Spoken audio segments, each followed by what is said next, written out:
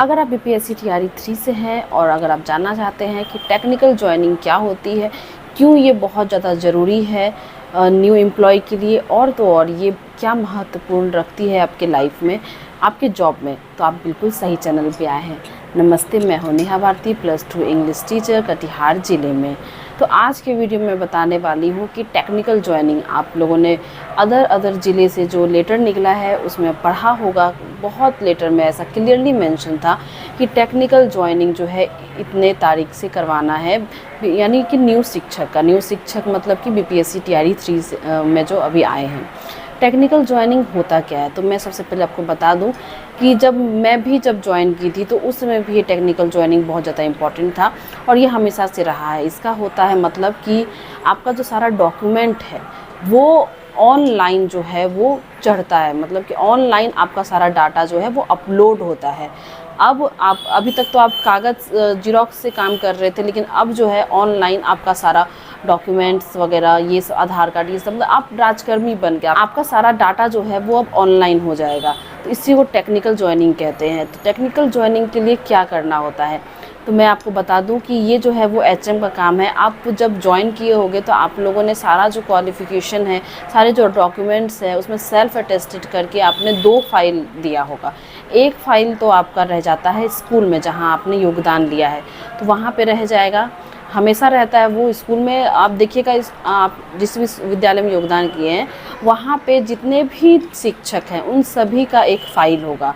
उसमें उनका क्वालिफ़िकेशन होगा, एस्टेट सीटेट, जो भी जिस बेसिस पे भी वो जॉब पढ़ाए हैं, तो सारे सर्टिफिकेट होंगे। पार्टिकुलरली हर एक टीचर का एक फ़ाइल होगा।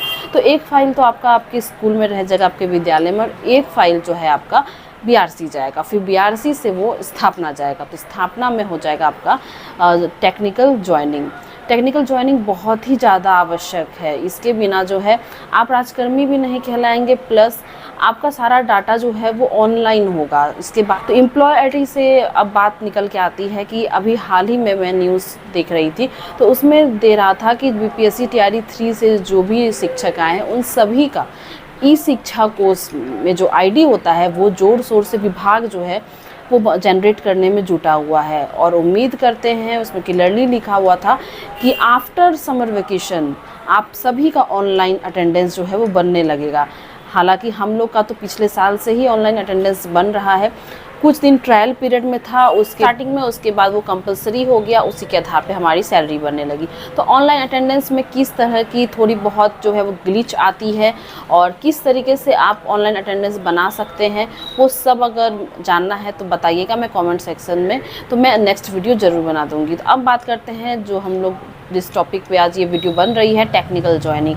तो टेक्निकल जॉइनिंग में बेसिकली आपको जो है वो वेरीफाई किया जाता है, आपके डॉक्यूमेंट्स अपलोड किए जाते हैं, जैसा कि मैंने बताया। अब इसमें कौन कौन से जो डॉक्यूमेंट्स हैं वो मैंडेटरी हैं। तो पहले तो आपका आधार कार्ड, जो जितने भी आपके जो है पहचान पत्र हैं वो आप अपने साथ रख लीजिएगा। मोस्ट इम्पॉर्टेंटली आधार कार्ड रख लीजिएगा, पासपोर्ट साइज़ फ़ोटो रख लीजिएगा, ज्वाइनिंग लेटर आपको जो मिला होगा वो रख लीजिएगा। ये सब बहुत ज़्यादा इम्पॉर्टेंट है और कोशिश कीजिए कि सारे ये सब जो डॉक्यूमेंट्स हैं ना उसका स्कैन कॉपी आप हमेशा अपने मोबाइल में रखिए। जैसे अपना पासपोर्ट साइज़ फ़ोटो हो गया, सिग्नेचर हो गया, ज्वाइनिंग लेटर हो गया, पैन कार्ड, आधार कार्ड, वोटर आईडी, ये सब स्कैन करके आप मोबाइल में रखिए क्योंकि बहुत ज़रूरत पड़ती है। उसके बाद जैसे कि बीपीएससी टीआरई 1 से मैं हूँ, तो हमारे टाइम में क्या हुआ था ना, ज्वाइनिंग के नवंबर में हमने ज्वाइन किया था, तो जनवरी में हमारा जो है बायोमेट्रिक जो है वो बायोमेट्रिक हुआ था हमारा स्थापना में। तो उसमें क्या था ना कि उसमें मैंडेटरी था कि आप अपने एचएम के साथ आइए। तो सारे जो टीचर्स हैं, न्यू टीचर्स, वो अपने एचएम के साथ स्थापना आए थे, तो हम लोग भी गए थे। तो कोशिश कीजिए कि आप अपने एचएम के साथ ही जाइए। जब आपका बायोमेट्रिक और थंब इम्प्रेशन वगैरह हो तो आप कोशिश कीजिए कि आप अपने एचएम के साथ ही जाइए। तो अब बात आती है कि टेक्निकल जॉइनिंग कब होगा, ये आपको कैसे पता चलेगा। तो टेक्निकल जॉइनिंग कब होगा ये आपको एचएम के थ्रू पता चल सकता है, या फिर आपके ज़िले से, आप जिस भी ज़िले में पदस्थापित हैं, आपकी पोस्टिंग हुई है, वहाँ से आपका लेटर निकलेगा। टेक्निकल जॉइनिंग बहुत ही ज़्यादा इंपॉर्टेंट है। तो अब एक और क्वेश्चन आपके मन में आएगा कि कोई शिक्षक जो हैं वो दूसरे ज़िले से होंगे और दूसरे राज्य से होंगे, तो अभी गर्मी छुट्टी होने वाली है 31 पर आके, तो फिर वो अपने घर चले जाएंगे। तो उस बीच में अगर टेक्निकल ज्वाइनिंग से रिलेटेड कोई भी नोटिफिकेशन आता है तो उनको उपस्थित होना पड़ेगा। तो क्या उनको बीच में ही आना पड़ेगा या फिर वो समर वेकेशन में घर ना जाए? ऐसा बहुत सारा सवाल उठता है जब आप नए किसी जगह में जाते हैं जॉब करने के लिए। तो मुझे जहाँ तक लगता है, ये मैं अपने नॉलेज से बता रही हूँ कि अभी अगर आपको नोटिफिकेशन निकलता है तो निकलता है, नहीं तो मुझे जैसा लगता है कि आफ्टर समर वेकेशन निकल जाए। अगर इन केस बीच में नोटिफिकेशन आता है टेक्निकल ज्वाइनिंग का, तो आप 1-2 दिन के लिए आ जाइएगा, क्योंकि यही जॉब है जिसके लिए आप लोगों ने इतने साल इतने महीने इंतज़ार किए हैं। तो 1-2 दिन आ जाइएगा, आपका काम हो जाएगा, आप टेंशन फ्री हो जाइएगा। तो टेक्निकल ज्वाइनिंग जो है, अगर आप चाहते हैं कि आपके मन में है कि मुझे नहीं कराना है, क्या होगा, छोड़ो, मुझे कोई आवश्यकता नहीं है, तो मैं आपको बता दूं कि नहीं, टेक्निकल ज्वाइनिंग जो है वो मस्ट है, वो आपको करवानी होगी।